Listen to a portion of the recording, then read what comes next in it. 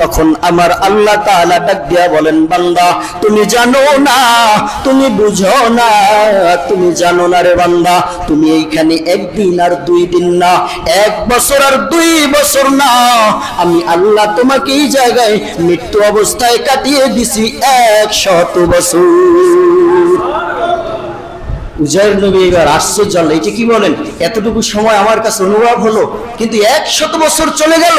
এবার আল্লাহ বলতেছেন, এখনো তোমার সন্দেহ হয়? কয় না আল্লাহ, সন্দেহ তো হয় না। কয় তাহলে দেখো বান্দা, তুমি একটু তাহলে তোমার সামনে এই ঘটনাটাকে আরো একটু স্পষ্ট করে দেই। আও কাল্লাযী মাররা আলা ক্বরিয়াতিন ওয়া হিয়া খাওয়াতুন আলা উরুশিহা ক্বালা আন্নাল্লাহা ইউহয়ী হাযিহিল্লাহু বা'দা মাউতিহা। আমার আল্লাহ তাআলা জানা দেয়, পয়গম্বর আপনি কি সেই ঘটনা লক্ষ্য করেন নাই? কোন ঘটনা? উজাইর নবীর একটা ঘটনা মায়ার নবীর কাছে আল্লাহ তাআলা বলেন, নবী গো আপনি কি সেই ঘটনা জানেন না, যখন আমার বান্দা হযরত উজাইর আলাইহিস সালাতু ওয়াস সালাম একটি জনপদ দিয়ে যখন রওনা করেছিলেন, তিনি যখন জনপদকে লক্ষ্য করে বলেছিলেন, আমার আল্লাহ এই জনপদ এই সব কিছু ধ্বংস করার পরে আমার আল্লাহ আর এদেরকে কেমন করে পুনর্জীবিত করবেন, এই মানুষের মৃত্যুর পর আমার আল্লাহ কেমন করে আবার এদের সবাইকে জিন্দা করবে। তখন আমার আল্লাহ উজাইর নবীকে বললেন, ও বান্দা উজাইর, আমি আল্লাহ সব কিছু পারি, এটা কি তুমি বিশ্বাস করো? বলে পারি আল্লাহ, বিশ্বাস তো করি, তবে কেমনে তুমি এই সব কিছু আবার জিন্দা করবা?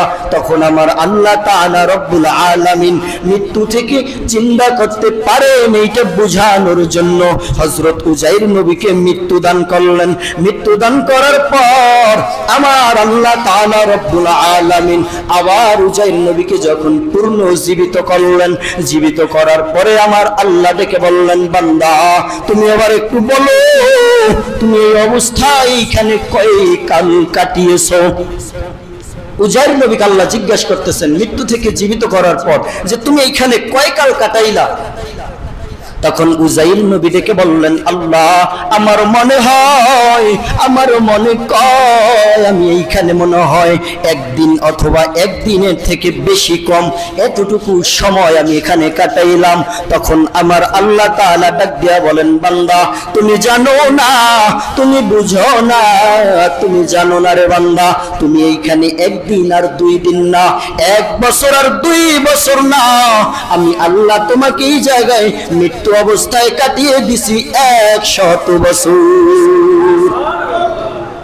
উজাইর নবী এবার আশ্চর্য হলেন, এটা কি বলেন, এতটুকু সময় আমার কাছে অনুভব হলো, কিন্তু 100 বছর চলে গেল। এবার আল্লাহ বলতেছেন, এখনো তোমার সন্দেহ হয়? কয় না আল্লাহ, সন্দেহ তো হয় না। কয় তাহলে দেখো বান্দা, তুমি একটু তাহলে তোমার সামনে এই ঘটনাটাকে আরো একটু স্পষ্ট করে দেই। তুমি একটু তোমার সাথে থাকা সেই গাধাটার দিকে তাকাও, তুমি একটু তোমার সাথে থাকা খানা এবং পানিগুলোর দিকে তাকাও। আমি আল্লাহ কেমন করে সবগুলো তোমার সামনে আবার পূর্ণ স্থাপন করে দেই। তখন আল্লাহ তাআলা উজাইর নবীর সামনে যখন খানা এবং পানিগুলো এবং তার যানবাহন হিসেবে যে গাধাটা ছিল, ওই গাধাটাকে যখন আবার আল্লাহ তাআলা পূর্ণ জীবিত করে দিলেন, উজাইর নবী ডাক দেয়া বলেন, আল্লাহ বিশ্বাস আমার আগে ছিল, তবে এখন আমি পূর্ণ বিশ্বাস করে নিলাম, সব ক্ষমতার মালিক আমার আল্লাহ। মৃত্যু থেকে জীবিত করতে পারে না? তাহলে যে আল্লাহ তাআলা এক ব্যক্তিকে মৃত্যু থেকে 100 বছর পর জিন্দা করতে পারেন, ওই আমার আল্লাহ শুধু 100 বছর নয়, 1000 বছর নয়, 1 লক্ষ বছর নয়, কোটি কোটি কোটি কোটি বছর পর আমার আল্লাহ মানুষকে জিন্দা করে কিয়ামতের ময়দানে উঠাইতে পারবে কি পারবে না? এজন্য আমার আল্লাহ তাআলা রব্বুল আলামিন জানা দেয়, ওয়া ইযাল কুবুর উসিরাত আলিমাত নাফসুম মা কদ্দামাত ওয়া আখারাত। আমি আল্লাহ কিয়ামতের ময়দানে সব মানুষগুলোকে যখন আমি আল্লাহ কবর থেকে উঠাবো এবং উঠাইয়া তারপর বান্দাকে আমি আল্লাহর সামনে দাঁড় করাবো, এরপরে আমি আল্লাহ একে একে বান্দার হিসাব নিব। সেদিন বান্দা সব নিজেদের কৃত কর্মগুলো বান্দার নিজের চোখে দেখতে পাবে এবং সেই অনুযায়ী বান্দার হিসাব হবে। তাহলে যে আল্লাহ তাআলা আপনাকে আমাকে কিয়ামতের ময়দানে উঠাবেন বিচারের জন্য, হিসাবের জন্য, সেই আল্লাহ তাআলার কাছে কি নিয়ে যাব? সময়টা বুঝি চলে যায়, সময় থাকতে বান্দার আমল ঘুচাতে হবে। এজন্য একটি বাংলা গল্প ধারা আমাদের শিক্ষণীয় একটা বিষয় হলো যে এক কর্মচারী এক রাজার বাড়িতে কাজ করে। এক কর্মচারী যখন এক রাজার বাড়িতে কাজ করে, রাজা তখন ওই কর্মচারীর কাজে বড় খুশি হয়ে গেল।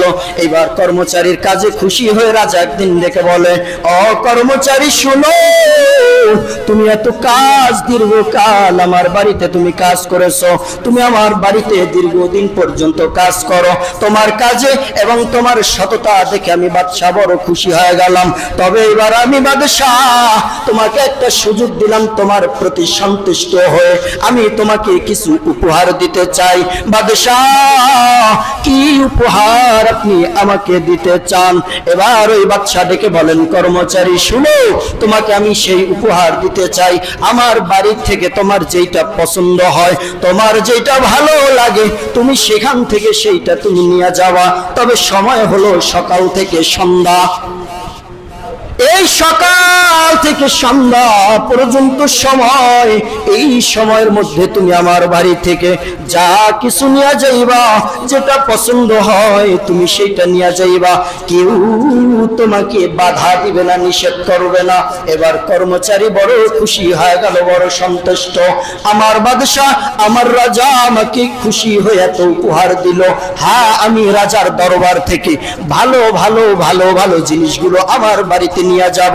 এবার কর্মচারী প্রথম জিনিস কিছু নেওয়ার জন্য যখন কক্ষের ভিতরে প্রবেশ করলেন, কক্ষের ভিতরে প্রবেশ করার পরে দেখলেন মহামূল্যবান জিনিস কিছু স্বর্ণ অলংকার দেখা যায়।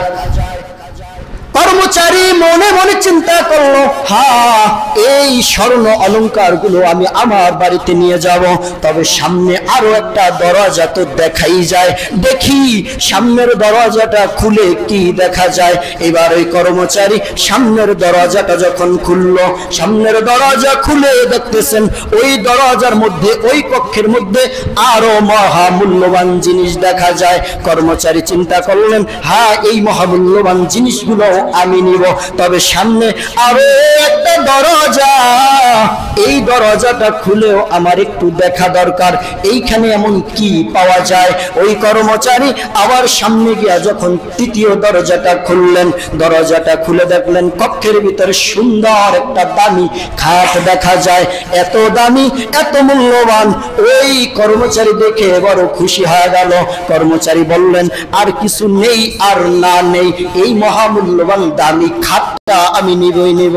তবে নিব, তবে দেখা দরকার এখানে শুইলে আরাম কতটা অনুভব হয়। এবার কর্মচারী যখন ওই বিছানায় শুয়ে পড়লেন, ক্লান্ত শরীর নিয়ে ওই কর্মচারী এবার আরামের বিছানায়, শান্তির বিছানায় যখন ঘুমায় পড়লেন, কর্মচারী আরামের বিছানায় ঘুমায় আর এইদিকে সময় চলে যায়। হঠাৎ করে কর্মচারীর ঘুম ভেঙে যায়। কর্মচারী উঠে দেখতেছেন আমার সময় শেষ হয়ে গেল, সন্ধ্যা হয়ে গেছে। কর্মচারী কিছুই বুঝিয়ে নিতে পারলো না। এবার চিন্তা করলো, আমি তো কিছুই নিতে পারলাম না।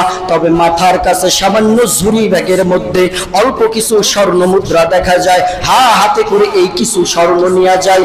এবার যখন কর্মচারী হাতের মধ্যে সামান্য স্বর্ণ অলংকার নিয়ে বাড়ির দিকে রওনা হয়ে গেল, গেটের সামনে দারোয়ান আটকা দেয়া বলে, কর্মচারী দাঁড়াও, তোমার সময় বুঝি শেষ, আর কিছু নিতে পারবে না। কর্মচারীর মনটা বড় বেজার হয়ে গেল। হায়ের একটা দিন সময় পাওয়ার পরেও আমি হেলায় হেলায় ঘুমের মধ্যে আমার সময়টাকে কাটা দিলাম। এই বাদশার দরবার থেকে আমি বুঝি কিছুই নিতে পারলাম না। শিক্ষণীয় বিষয় হলো বান্দা, আপনাকে আমাকে আমার আল্লাহ নির্ধারিত একটা সময় দিয়া দুনিয়ার জমিনে পাঠা দিল, আর বলে দিল বান্দা তোমার এই হায়াত নামক একটা সময় দিয়ে আমি আল্লাহ দুনিয়ার জমিনে তোমারে পাঠাইলাম। দুনিয়ায় যাইয়া নেক আমল করবা, ভালো কাজ করো অথবা মন্দ কাজ করো, কেউ তোমাকে বাধা দিবে না। তবে চা কামাই করে আমি আল্লাহ তাআলার দরবারে নিয়ে আসতে পারো, কেউ তোমাকে নিষেধ করবে না। কিন্তু আপনাকে আর আমাকে আল্লাহ তাআলা রব্বুল আলামিন দুনিয়ার জমিনে পাঠানোর পর শিশুকালে চিন্তা করলাম ইবাদত করব, যুবক বয়সে যুবক কাল বুঝি চলে যায়, চিন্তা করেছি আল্লাহর ইবাদত করব বৃদ্ধ বয়সে, বৃদ্ধ কালটা বুঝি সময় শেষ।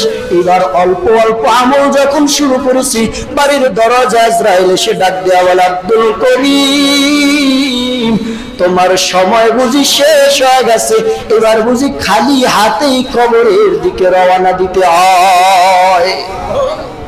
এজন্য হেলায় হেলায় সময়টাকে না কাটিয়ে সময় থাকতেই কবরের যা কিছু কামাই করা দরকার এটা আমাদের করা দরকার। আল্লাহ আমাদের সকলকে কবরের প্রস্তুতি নিয়ে নেক আমল